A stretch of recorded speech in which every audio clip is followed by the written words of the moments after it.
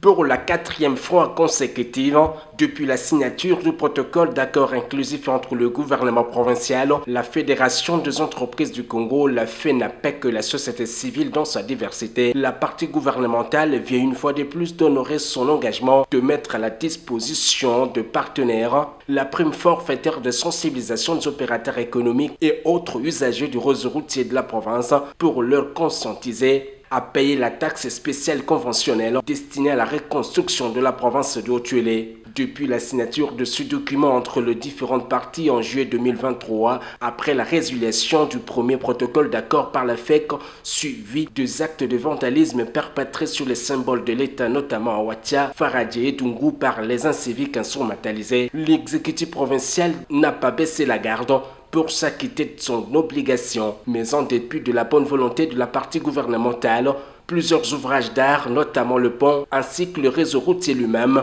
ont continué à subir les conséquences négatives du non-respect des règles édictées par les autorités visant à préserver ces ouvrages. Vous voyez ce qui se passe maintenant. Nous étions déjà à 5 h d'ici jusqu'à Ouacha. Nous sommes maintenant à 8 h, 9 h, 10 h,